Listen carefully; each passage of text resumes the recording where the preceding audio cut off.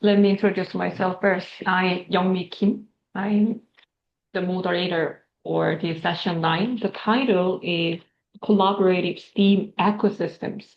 And especially, we are focusing on international models and implementations. So I'm working in Jungang University. It is located in Seoul, in South Korea. And when I checked the schedule, I was so thrilled to listen to your voices from all over the world. So we have Finland, we have like voices from Mongolia, and we also have voices from Zimbabwe. So I'm so thrilled and I'm honored to moderate this session. And we have like four presentations in this session. So, and we have 1 hour. So I think it would be better to have like 10 to 12 minutes. So for individual presentation. So after that, we could have some Q&A or we could share our thoughts and we could leave some comments for 2 to 3 minutes. So I hope our active discussion, active sharing could benefit all of you. So can we start? Professor Jan Lunde, are you ready? Yes, I'm ready. Oh, yeah. And good evening from Korea. I'm at Oh, KNUE. So I'm talking about Finland, but I'm sitting in Korea. So this oh, is international thing. And my topic is National Strategy for Multidisciplinary STEM Education for the Future. And there are lots of interesting concepts already in the title. But what I'm going to do is to show you a little bit about what the Finnish government is doing and what we are doing in Finland to promote STEM education. And we are going through all these concepts that you see online right now, but I'll start with the challenges. And the challenges, of course, are very well known. So a lot of things are happening in the world, a lot of things are changing. The school is not the same as it used to be.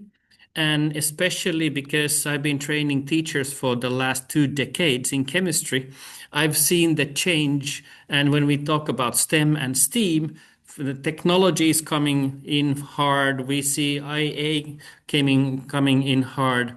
Also, we start to see the need of different meta skills for the people who actually go into the industry. It's not just about the skills of chemistry or physics or mathematics, but we need much more along that. Also, what we need is a change in time for the skills and competences we have. Because if a chemist was trained 20 years ago, the same skills don't work anymore. That means that we need to upskill the skills all the time. And this goes also for STEM education. That means teachers are a big question mark here. We need to train the teachers all the time. We talk about micro credentials, online platforms in lifelong learning, but it's not enough because the changes are so drastic. We need to prep up the pedagogical skills. We need to prep up the scientific skills, but we need to also focus on the pedagogical scientific education. That means how to teach a particular science. Very often, when we talk about STEM and STEAM, we start talking about the early years and primary schools. Yes, that's important, but we need to focus also on secondary and upper secondary school. And then usually we forget the higher education, which is extremely important in this sense. And the way we train teachers to force the schools is not the way we train the people for the university level education. And another thing that pops up all the time is equality, equity, and the access and accessibility of information and educational possibilities. Especially now we talk about tech-driven world. So how to reach everyone, how to offer the possibilities for everyone for quality education. And this concerns a country like Finland as well, because we have a big country and we have scarcely populated areas.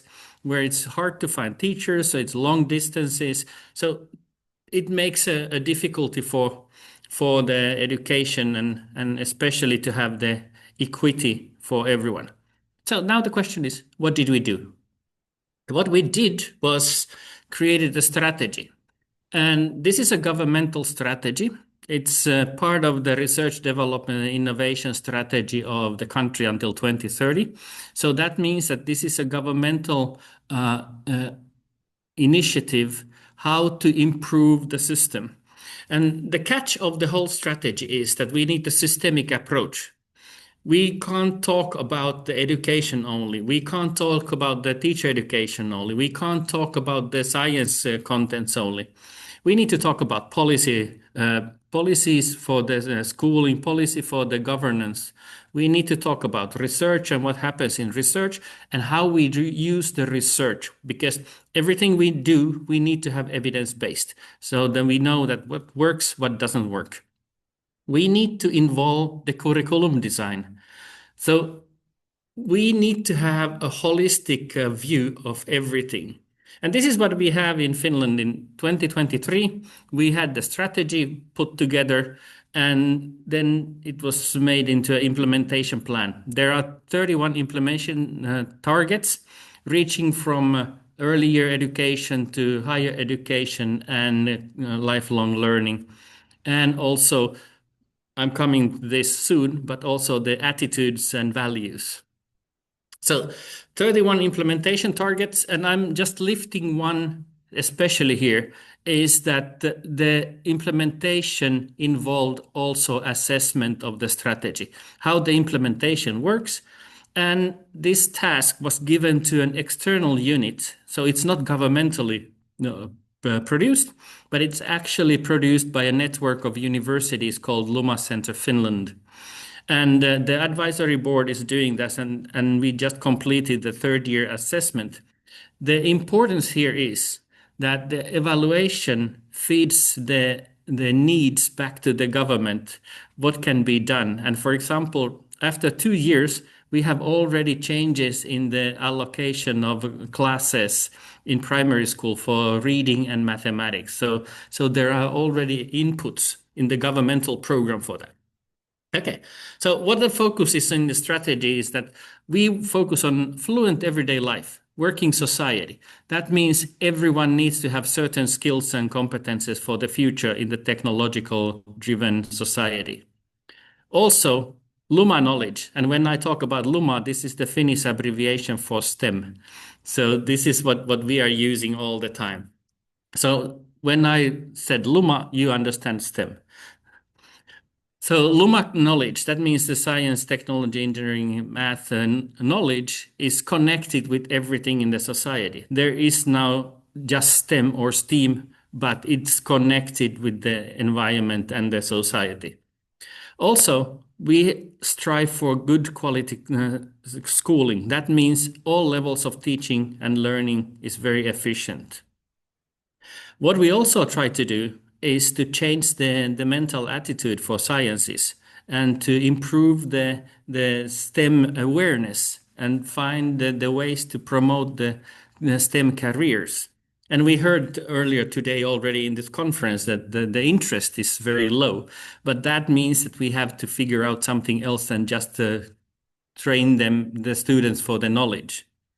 And we also need to change the attitudes and values in the society and to increase the communications about the STEM possibilities.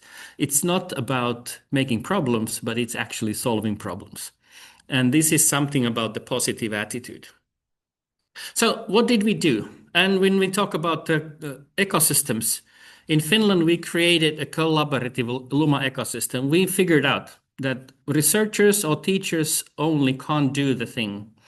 But we need, as you see on the upper left corner, is the teachers, teacher educators, researchers. That's where we have evidence-based teacher education coming in. But we need the students, their parents. We call it the family science. We need the schools and communities to work with us. We need the governance coming in, ministries, authorities of the country. But also we need business sector, educational associations, publishers, media. So everything related to the education needs to be involved. And this is what we have. This is the Luma ecosystem, the STEM ecosystem we have in Finland. This is what we have. And this ecosystem works not in formal education, but it's connected to teacher education. We work with the teachers, we work with the different associations to build up a triad. That means formal education, informal education, and non-formal education. So all the possibilities to train people with the STEM skills. And the Luma network itself is an innovation that goes along with the strategy. It's a network of 11 research universities. All of them are training the teachers, all level science teachers. So starting from the early years to the subject teachers. And the aim that the government gave to Luma Center Finland is that where do we get the skilled people for the future, but also where do we get the capacities for people to understand and live a good life in a future society. So when schools are focusing on separate subjects, Luma focuses on multidisciplinary issues. And if we think about all the challenges nowadays in the society and globally, they are complex, multidisciplinary issues. And that's why we go after the big issues and try to combine them together. And that's why STEAM for Finns is not A equals art, but A equals all sciences. If you think about the complex issues in the world, you can't do without economics, you can't do without environmental science, you can't do without social cultural issues. So they all go into that. And when we talk about education, we already combine education with science, and then we look at the pedagogical ways to do that.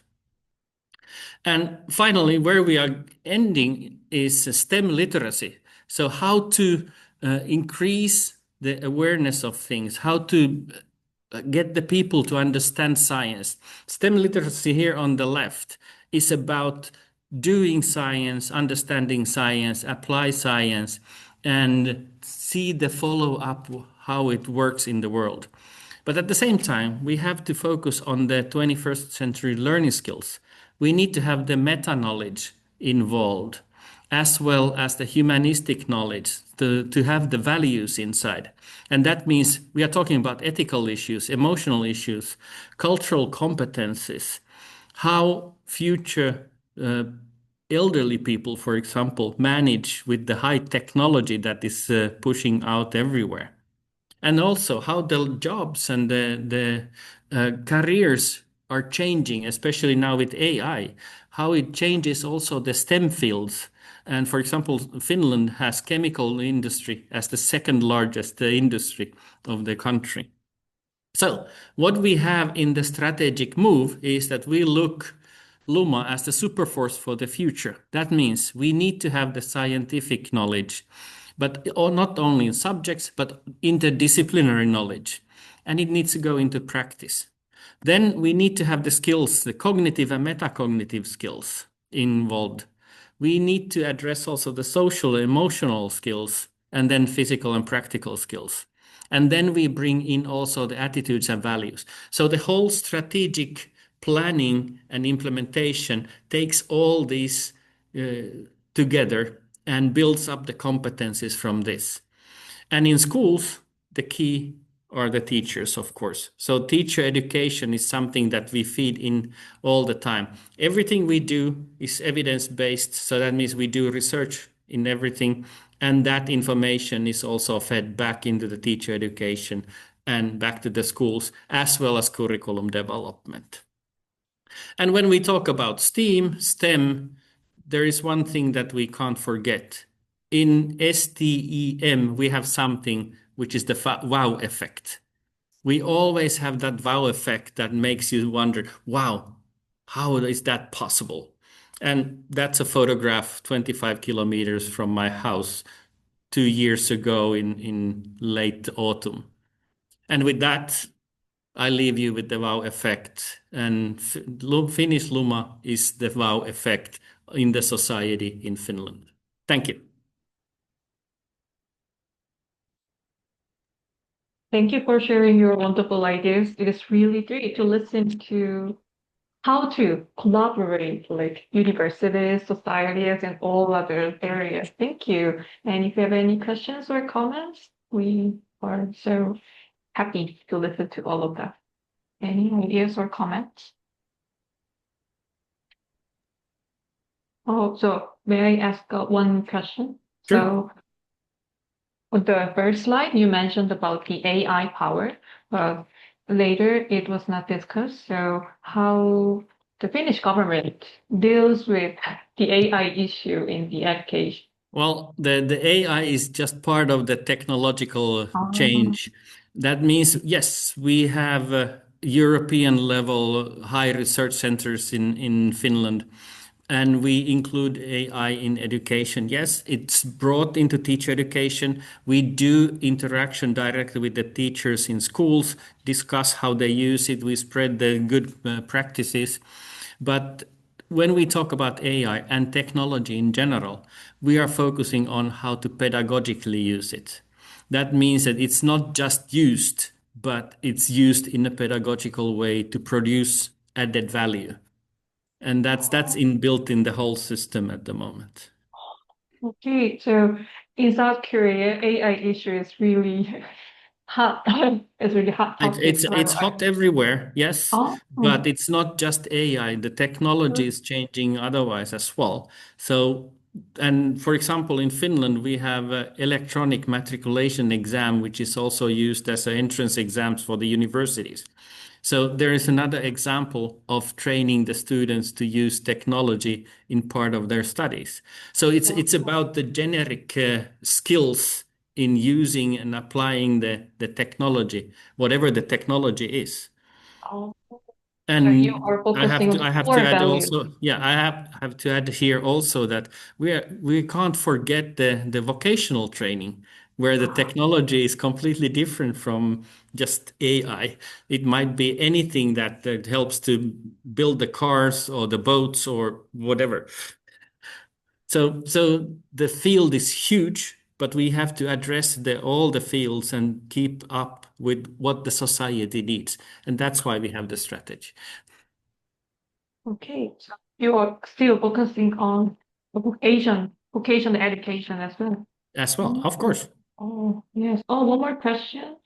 What kind of challenges you face in like a cooperation or integrating all the agencies? That was also my question as well. Well, let's put it this way. We've Mhm. done this for 25 years, and the first 10 Oh, years we had to build up the trust between the stakeholders.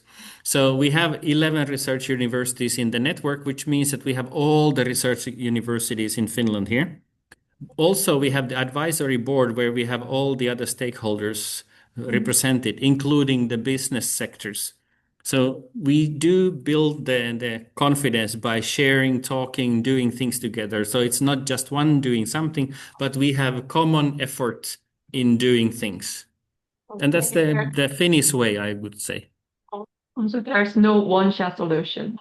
Yeah. We need Well, time. you Yeah. can't have a bandage somewhere. You need to fix the whole system, but you have to do it cleverly. That means you need to do research. Okay. So one more question from Virginia. Okay, thank you so much. It was a wonderful presentation. And then my question is, you kind of like mentioned that you already see some results of your project, and then already kind of applied in the government or law. And then the question is how that applied. And then second thing is which level. You are talking about the, the secondary school and then up to the higher level, and then Mhm. also lifetime long. Well, we collect the information on all levels. That means that the government actually asked Luma Center Finland last year how to prioritize the strategy. And we came up with a 6-year program that we gave to the government, and it's now inside the government for thinking what they are doing.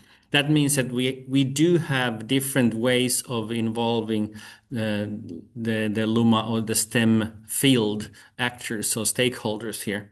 That means also that, for example, higher education, we just finished an evaluation of all the bachelor, master, and PhD programs in STEM in higher education, all 152 of them.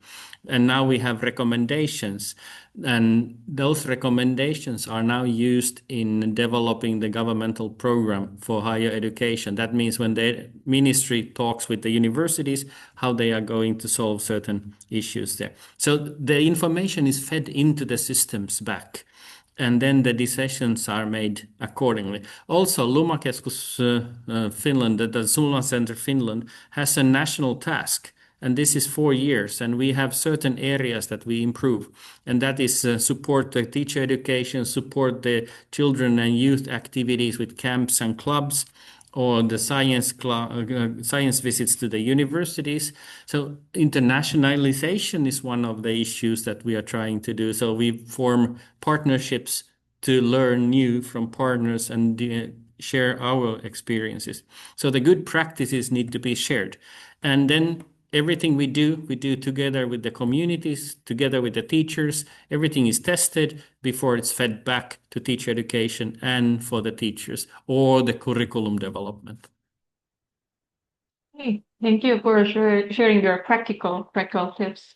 So I think it's time to move on to the second presenter. And sorry for the time limit, so please do your presentation for 10 minutes, and then we could have more discussion. No problem. So let's Thank you. welcome to Andrew. So the title is eSchool Community Engagement. So can you share your presentation? Good morning. Can you hear me? Yes, thank you. Okay. All right. Thank you. So please confirm if you can see the screen that I am sharing now. Yes. Oh no. Oh yes, now it's right. Now I can see your screen. Okay, thank you so much. And I'd like to thank the organizers of the conference for allowing me to present my presentation. The title of my presentation, as stated in the program, is eSchools Community Engagement in Hwange District. I am from the National University of Science and Technology, which is in a small country called Zimbabwe, which is in Southern Africa. This is going to be the outline of my presentation that I'm going to follow. For those who do not know, where is Zimbabwe? Zimbabwe is actually in Africa. It's more on the southern part of Africa. It's highlighted in red in the on the image which is shown on the left in the PowerPoint there. And we have got a list of provinces, 10 provinces in total, with in total, as at the last check, 9,778 schools. Now, this study was specifically done in the province called Matabeleland North, which has 830 schools. Okay, so just to begin with, I thought maybe it would be important to just demystify what is an e-school. So an e-school is an institution which which has got learners which use ICTs for enhancing learning, and qualified competent school management teams, as well as the teachers who are using ICTs for administration and enhancing the teaching and learning. So an e-school is just like a normal school, but then it is specialized in that it has got platforms in which it allows learners to actually improve their qualifications, specifically in terms of ICT and using ICTs. And also, I want to just highlight to say, when we look at community engagement, it has to do with somehow fostering collaboration between communities and certain institutions somehow, and improving the quality of life, or promoting social transformation for the better of the community. And uh, when we talk of ICTs, it's important for us to look at maybe their roles in STEM education. So there's a lot which they do, but I just put this quotation which says is to foster computational thinking, digital literacy, and interdisciplinary problem-solving skills through the use of technology. So now, the issue when it comes to an e-school is that we want to, we are saying we are leaving no one and no place behind. So there's a lot of emphasis in which we are saying we are concerned mostly about the students or the learners who are in the current formal education system and what happens thereafter. So my study is actually trying to consider the marginalized members of the community who are often left behind, and no one, not so many people maybe consider them and the opportunities for them. For example, dropouts, people who maybe attend school for 1 year, then for one reason or another cannot continue. School leavers, some students, they go through the schooling system, but when they leave the schooling system, they cannot find a job. Um, some of the parents that are in the community have been parents and they did not get a chance to go to school when they were the children. And also, we've got teachers who are qualified, but as technology advances, we know that qualifications need to be adapted to technology. And we've got AI right now. When some of the teachers got their degrees back then, they need to be constantly capacitated with the skills necessary for that. We've got industry workers and just the community in general. We've got people who are out there working in the industries who also need some form of schooling somehow. So what we are saying that the concept of an e-school is that we have got this group of individuals, and we are saying our e-school should act as a bridge to somehow provide for an improved quality of life, social transformation, by producing an individual that is a skilled and productive member of society.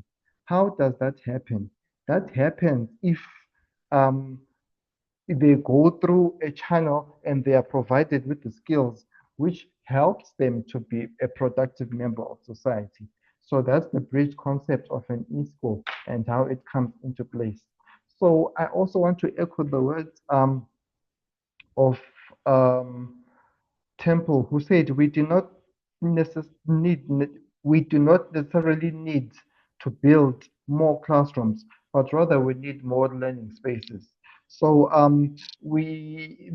the context of Zimbabwe and Africa as a whole is there's a shortage of buildings and there's a shortage of classrooms and there's a shortage of schools in comparison to the available people.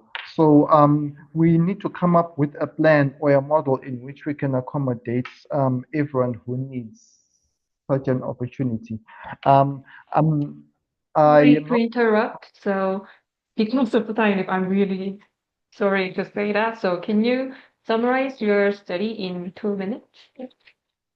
Okay, thank you so much. Okay, so the background is all of these things which we've been seeing in previous presentations. And also in Zimbabwe, we have got all of these initiatives which have been put into place to actually cater for all these marginalized people, right? And this has led to drug abuse and all of that, and unemployment and the like. So this study was I wanted to see how these e-schools engage with the community, and the study which was followed was a qualitative approach. And we found that in this model, the school which was done in Matabele North Province has been acting as an e-school, and there are several activities which are being done and is being provided, and the ICT skills are being used to transform the community, to provide the improved quality of life through the skills development of the community. However, there are specific challenges which are there. For instance, it is a school, and the same teacher that is used to teach the students during the day is the one that is teaching the community at night. So there's work overload, and we've got electricity challenges, and the gadgets may not be appropriate enough. And because we are dealing with learners who are actually not of school going age. Some are a bit old, they have different issues, some they come late and all of that.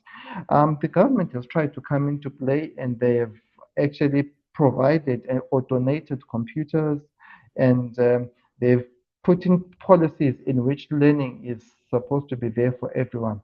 So the conclusions are stated above, and I've summarized them very quickly in the interest of time. So this study is therefore going to recommend to say that the e-schools, they work together with all of the stakeholders, just like what Jan Lundell was saying in the previous presentation, and also establish some public-private partnerships.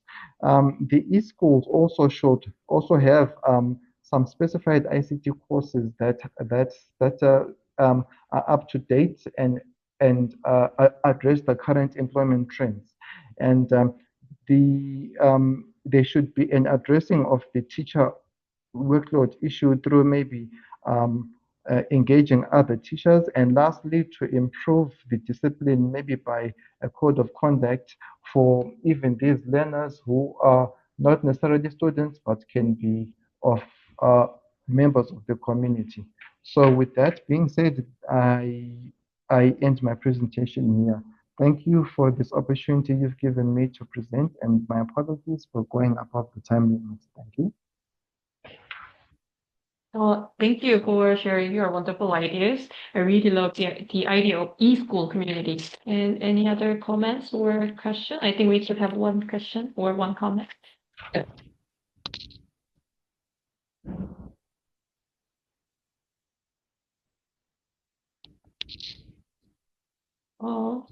Andrew, it looks like you used it's kind of after school, right?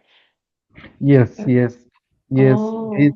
These happen after school because in the morning from school starts at around 7 a.m. up until 4, and then in the evenings the same facilities which are used to teach the students who are in school are used to teach those who are marginalized or those who did not get a chance to go to school. So it's in the evening most of the time, actually. So that's the model which is being used so that everyone can be accommodated within those resources which are there within that community. Oh, so the student voluntarily participated, or they were like persuaded to engage in this project? Actually, it is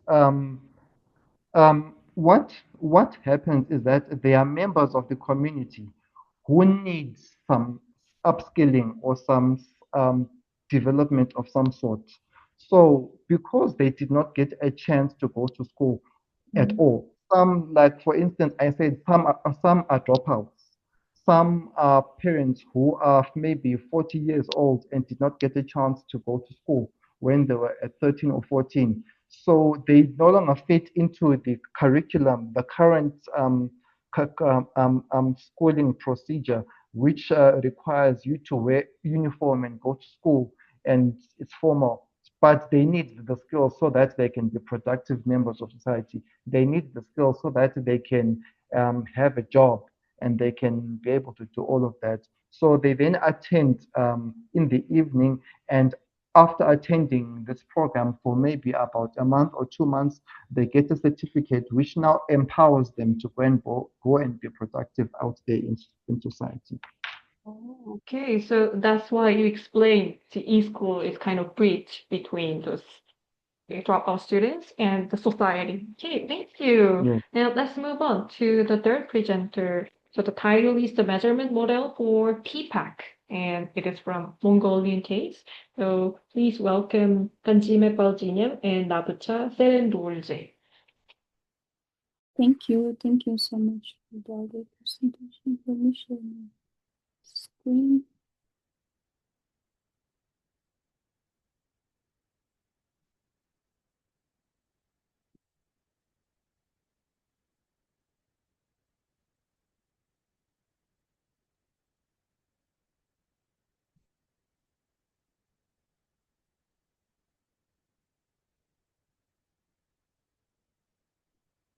I'll go to the link.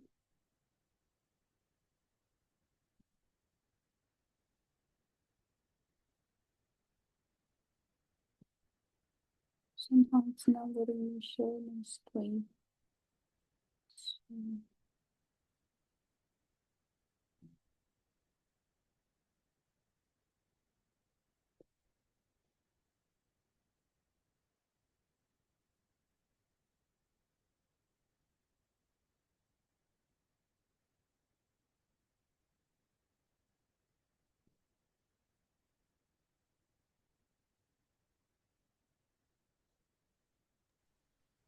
Are you looking for how to share the screen, or if it is not working, if you share the file in the chat box, we can open the presentation file and we can follow your presentation.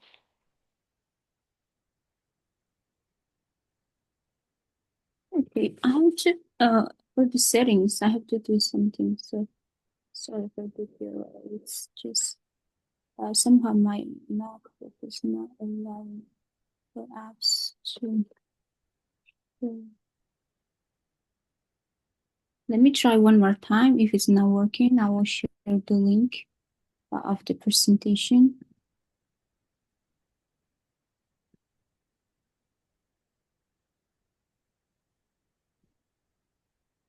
Yeah, thank you for the link, Professor Lundell, so we can have a look how you worked.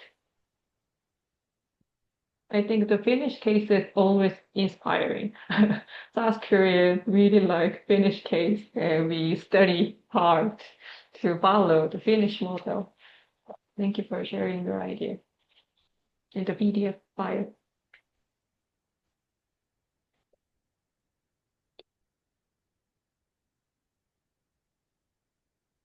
Sorry for the time delay. Still not allowing me to share it. I'm also maybe nervous and then. It's fine. So it looks like you are going to share two presentations, is it right? Or if you can just share one as well. It's not even allowing me to share the window. It's so strange. Window.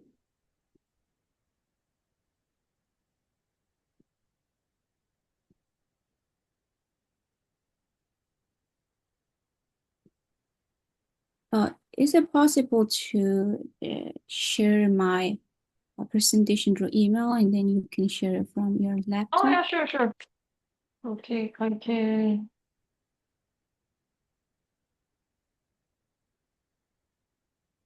I left my email address in the chat box. Sorry for time. Just for a moment.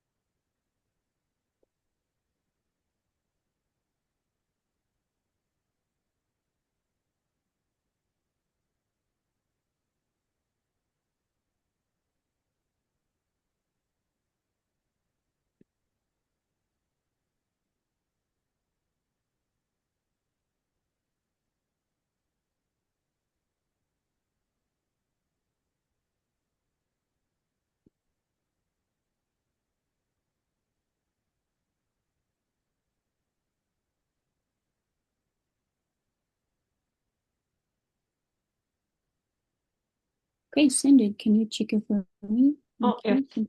I'm checking my email. Or you can send the file through the chat box in the Zoom.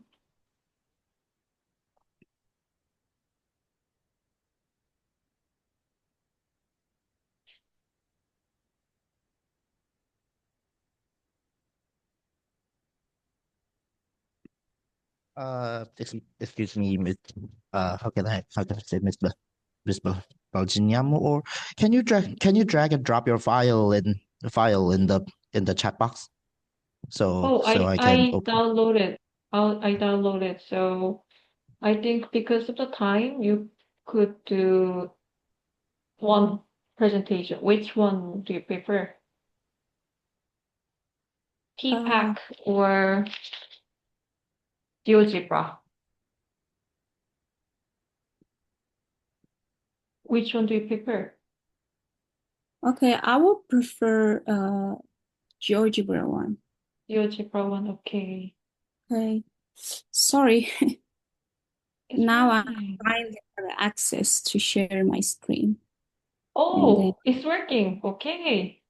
Let's do GeoGebra one. Okay, this one. Okay.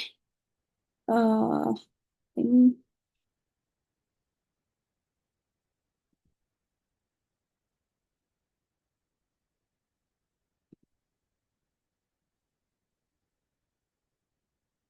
Sorry. Can everyone look at my Yes, I can see your screen now. You can start. Thank you so much. I'm so sorry for the time delay, and then thank you for allowing me to share at least one of my presentation. And then here today, I'm talking behalf of my team, and then I'm actually the third author of this research, and then the first author is Megamarsam Sukwater, and then she is a mathematics teacher at Singapore School of Mongolia. And then Nafcha Tsirindorch, she is the associate professor at Mongolian National University of Mongolia. And then today I'm gonna talk about the use of dynamic materials elementary, especially in the secondary schools.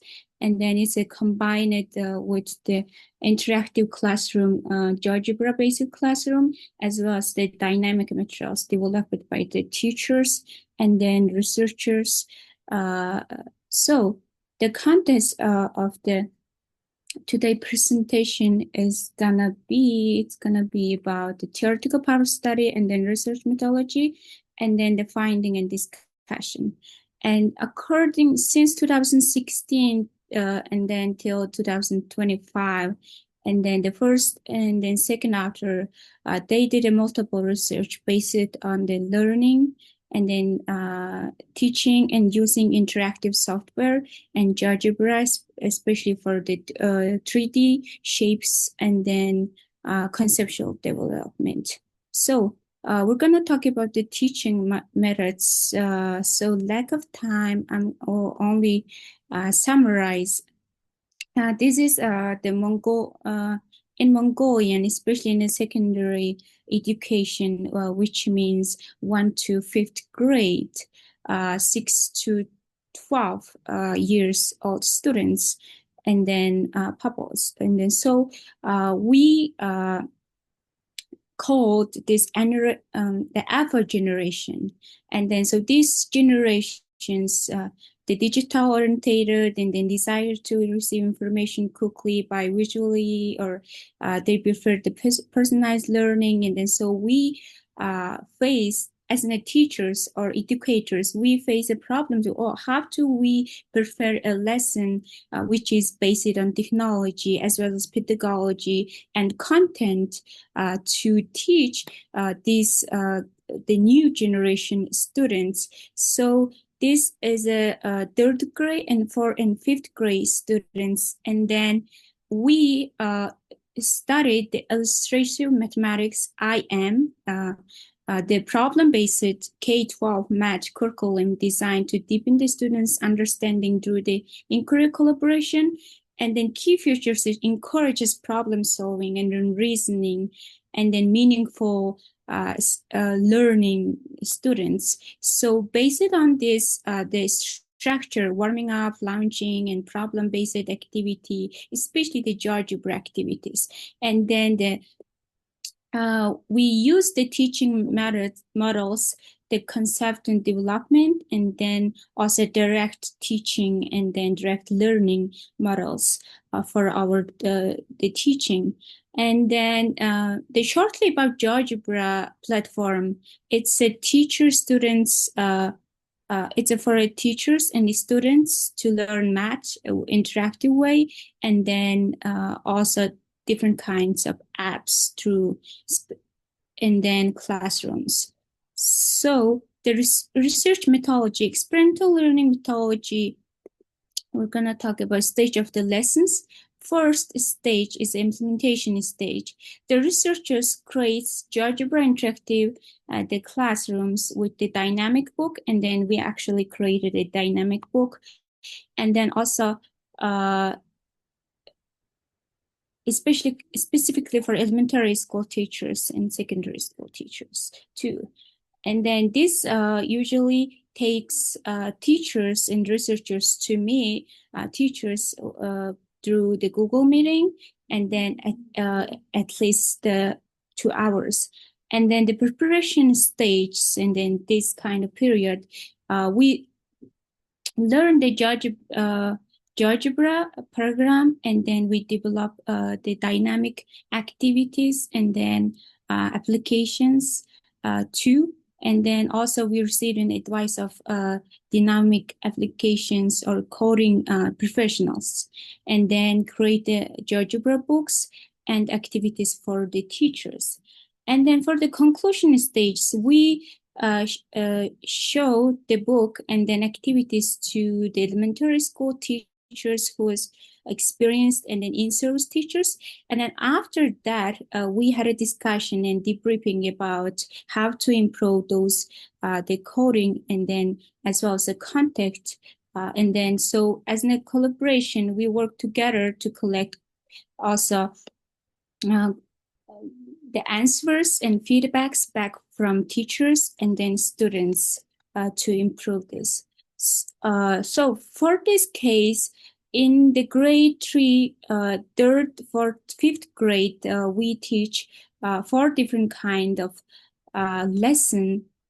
And then here is the topic of the lessons and then subjects. And then you can see that the time that teachers taught in class through using the GeoGebra classroom. So for this GeoGebra classroom, then students will have a 4 stage, and then teacher will remind them to motivated, and then active and creative, and then initiative to do those activities. And then here is the book. Sorry for some of them in Mongolian. So here is the code of the classroom we created. And then here is the video that we recorded. And then the teachers as well as the students. And then GeoGebra book for each topic of mathematics lessons. And then so GeoGebra classroom, we also give the guidance for teachers, and then the participation of students, and then the teachers and students both participated this dynamic activities, and then the teachers use the book that the researchers created specifically for their lesson. And as a result of the interactive classroom, and as you can see, the percentage of the complete tasks, the teachers, each teachers, 3 teachers involved this project, and then each teacher taught 7 lessons for grade 3, 4, and 5. And then as you can see, the percentage of the complete task and activities, the first lesson, it was around 64%. But as the time buys, and then the students the percentage of completeness is increased till the 92%. And then the 3 teachers, 2 of them use the smartboard, and then 1 teacher use the laptop. And then the 55 students use their smartphone, especially the Samsung brand, and then the 32 students use the iPhone version. And then the advantage of the classes, the 77 students actually have their own tablets to access this online classroom. And then, so here we put the percentage of how they engage during the lesson. And then here is some of the students' activity that we did through the GeoGebra classroom. And then here is some result of the survey that we took from teachers after the training and then after the course. And if we summarize it,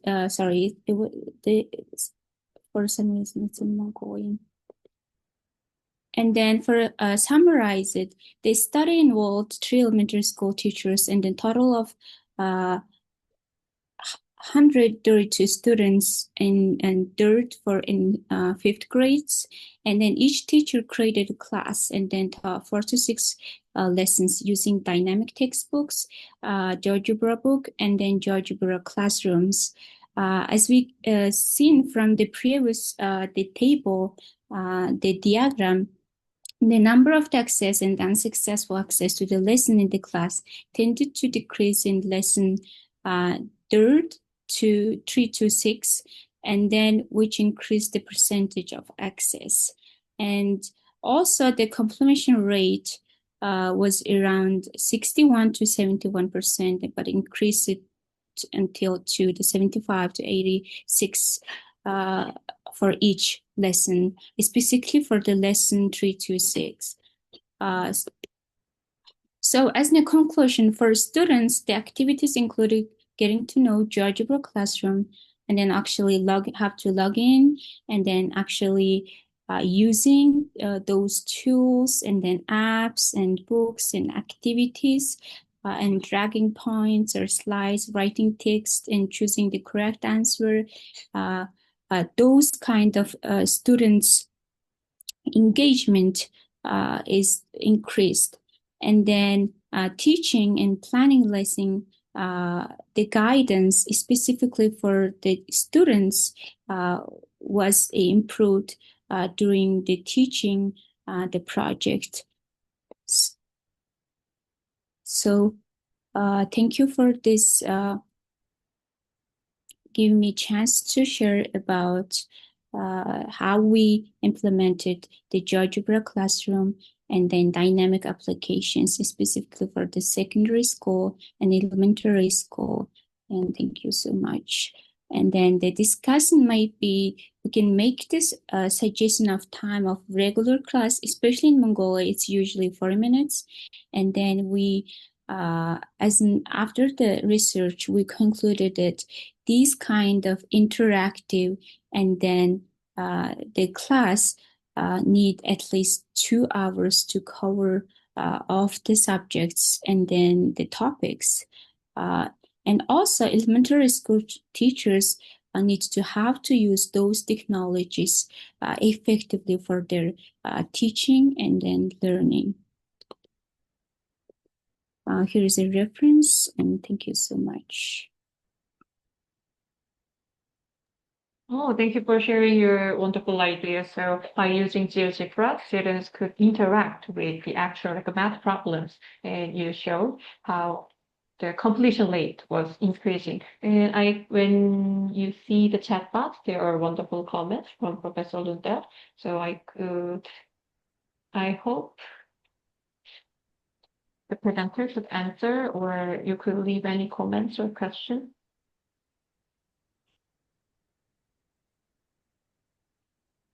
Virginia, No. maybe you may take some time to read the comments. So it looks like Professor Lundell makes some suggestions to make your project more wonderful, more beneficial. So if you use fewer tasks, students could be more involved in the actual task. Is it right, Professor Lunde? Mm-hmm. Yeah, thank you so much. And then I received a question from Lando. How did you prefer the teachers to run these classes? And then it's here in the presentation. First of all, we had a meeting, multiple of meeting, and then to ask them which topics of mathematics lessons are difficult for them to teach. And then after that, we, as a research team, there's a code developer and then the activity creator who is expert for GeoGebra applications.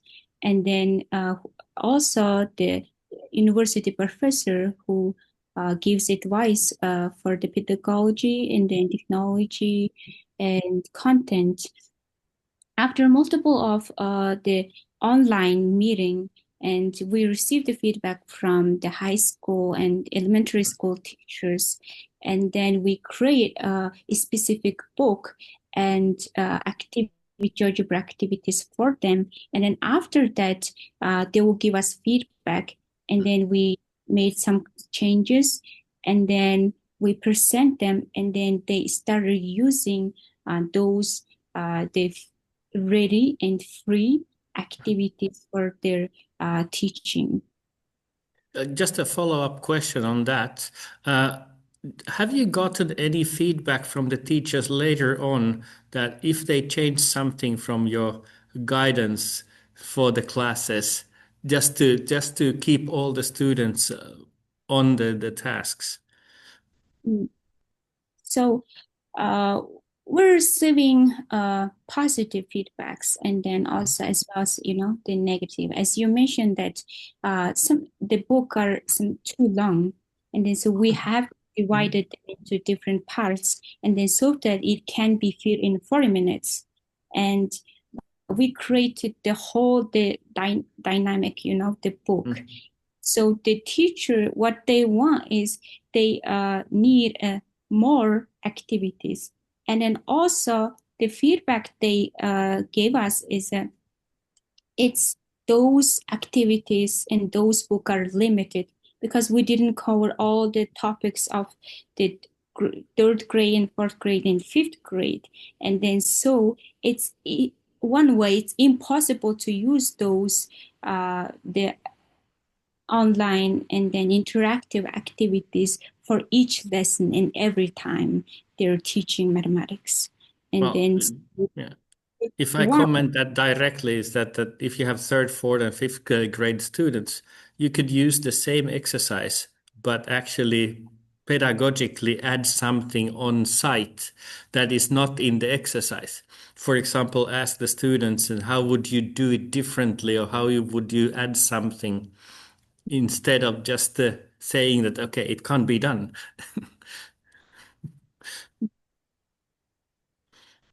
So this is what I'm hunting with the teacher training, that the teachers should be autonomous in developing the things further and then tackle the issues that they see so that they are focusing on the learning of the student instead of just the technology and it doesn't work or it works. So I think there's an improvement possibility here, which is very easily achieved and would benefit your research as well. Okay, I think we could deal with one more question from Andrew. So Andrew asking about how to persuade teachers use GeoGebra because there are some resistance about using technology for especially young learners. So how did you motivate your teachers to participate in this project? Okay. First of all, the second author, the Nakcha Tsirinder, who is the chair of the GeoGebra Institute of Mongolia. And then so we are getting a lot of support and help from Institute, and then to teach how to use those dynamic and then apps and platforms to not only mathematics, but other subject teachers. That's the first key. And then second key is last year, actually we this is as a result of this research, for the first time we started working with secondary school teachers to help them to use GeoGebra in their lesson. And then we are actually planning to put more GeoGebra activities in our textbook, the official textbook for mathematics textbook for grade 3, 4, and 5th graders. And then we are meeting and then connecting with the governors to put the GeoGebra application and then use that specifically for in the math, and then teach and train teachers for that. Oh, so you try to have access to the teachers and institutions. So, and then, yeah, so the students, okay, thank you. Oh, yes. It's not only just focusing on technology and pen and pencil, that is also important. So I hope we could have a balanced approach That's to right. solve some math problems. Yes.